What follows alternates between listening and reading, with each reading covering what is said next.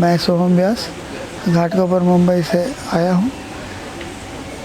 गए महीने दिसंबर 8, 2023 को मुझे थोड़ा चेस्ट में हैवीनेस और थोड़ा सा हल्का सा घबराहट जैसे हो रहा था। उसके बाद मुझे वहाँ पर हॉस्पिटल में आईसीयू में डाला गया। 3-4 दिन वहाँ रखने के बाद मुझे सलाह दी गई कि अब आपको एंजियोग्राफी करना पड़ेगा, आपके हार्ट में कुछ प्रश्न है। हमने कुछ ही दिनों में 2-3 दिनों में फिर से एंजियोग्राफी करवाई गई। वहाँ पे बताया गया कि आपका भी एक ब्लॉकेज है, अब आपको स्टेंट वगैरह बिठाना पड़ेगा और आगे की प्रोसीजर समझाई दी जाएगी। थोड़ा मानसिक रूप से अस्वस्थ हुआ, फैमिली भी पूरा अस्वस्थ हो गया। सोचे अब क्या किया जाए। तब मेरे एक मित्र से मिला मैं, तो मेरे मित्र ने बोला मैं 4-6 महीने पहले ही माधोबाग में आया था और वहाँ पे मुझे भी तुम्हारे जैसा ही कुछ प्रॉब्लम हुआ था। मुझे भी बाहर के डॉक्टरों ने ये कुछ बताया था कि भाई आपको भी एंजियोग्राफी करने के बाद ये करना पड़ेगा, वो करना पड़ेगा। लंबा चौड़ी बात हुई। उसके बाद उसने मुझे बोला भाई मैं माधोबाग में एक बार आप मुलाकात तो करके आओ। मैं बोला ठीक है, चलो मुलाकात करके आते हैं। जब मैं पहले तो विश्वास ये सब बातों पे नहीं आ रहा था और माइंड दो तरफ जा रहा था। एक तरफ एलोपैथी की बातें हो रही थी, एक तरफ आयुर्वेद की बातें हो रही थी। दो तरफ माइंड जा रहा था। अब कहाँ जाना कुछ पता नहीं। फिर भी मैं सोचा एक बार माधोबाग जाए तो जाए। फिर मैं आया, यहाँ के medical officer mister Amit Patil से मिला। उन्होंने मेरे को बहुत अच्छे से समझाया कि सर आपको कोई चिंता का कारण नहीं है। सबसे पहला तो जब उससे मिला तो आधा दर्द तो मेरा यूँ ही ख़त्म हो गया और मुझे ऐसा लगा कि अभी मुझे कुछ तकलीफ़ ही नहीं है।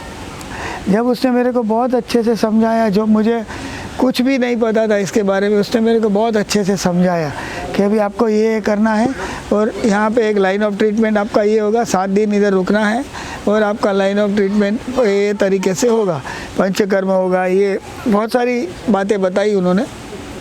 तो मैं बोला ठीक है सर। अभी तो मैं सिर्फ देखने के लिए आया था और जांच पड़ताल करने के लिए आया था। तब मेरा विचार है कि मैं जल्द से जल्द डेट मुझे मिल जावे, वो डेट में मुझे एडमिट किया जाए। तो फिर उन्होंने मुझे एक डेट दे दी। तो उस डेट में मेरा कंफर्टेबल नहीं था, मतलब फाइनेंशियली मेरे को कंफर्टेबल नहीं था। तो उसके लिए मैंने उनको बोला 2-4 दिन में मैं एडमिट हो जाता हूँ। तो बोले कोई बात नहीं। तो मैं 2-3 दिन के बाद में फिर यहाँ पर आया और एडमिट हो गया। 31 तारीख को मैं जब एडमिट हुआ, जब सबसे पहली बार मेरा एक स्ट्रेस टेस्ट लिया गया, तो उसमें मैं 8 मिनट चल पाया था और उसके बाद मेरे को बहुत घबराहट सी होने लगी थी और फिर से मैंने रोक दिया गया टेस्ट। मैंने बोला सर रोक दो, मेरे से अब चला नहीं जा रहा है और मुझे थोड़ा तकलीफ़ हो रहा है, ऐसा मुझे लग रहा है।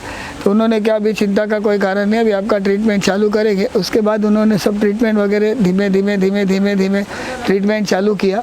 डाइट ये वो कैंटीन में जो डाइट मिलता है वो सब डाइट वगैरह लोगों ने चालू किया, दवाई वगैरह चालू हुआ और धीमे धीमे में मुझे 2-3 दिनों के बाद में योगा, आसन, व्यायाम, ट्रेडमिल ये सब करने के बाद मुझे खुद ही ऐसा महसूस होने लगा कि अब मुझे तकलीफ़ कुछ नहीं हो रही है। और 3-4 दिनों के बाद तो मुझे 4 दिनों के बाद तो लगभग मैं ऐसा लगा कि मैं मेरी लाइफ बैक टू नॉर्मल आ गया हूँ। मेरी लाइफ पूरी वापस आ गई। और उसके बाद आज जब मैं डिस्चार्ज हो रहा हूँ तो मेरा ये स्ट्रेस टेस्ट लिया गया। तो फिर उसमें टेस्ट किया गया तो मैं 15 मिनट बिगर कुछ करे मैं चल गया। ऑलमोस्ट मैं डबल टाइमिंग हो गया मेरा चलने का। मुझे भी अजीब लग रहा है कि 7 दिनों में मुझे इतना फ़र्क आ गया। तब जब मैं पूरी ट्रीटमेंट मेरी ख़त्म होगी, ये लोग ने जो ट्रीटमेंट बताई है माधोबाग ने, वो माधोबाग की ट्रीटमेंट जब पूरी हो जाएगी तो मैं मेरी लाइफ बैक टू नॉर्मल कर लूँगा। तो मैं सबको ये सजेस्ट करूँगा कि भाई आप यहाँ आओ, यहाँ माधोबाग में आइए और आपका इलाज यहाँ दिल से होता है। दिल का इलाज यहाँ दिल से होता है। मुझे इतना ही कहना है। धन्यवाद।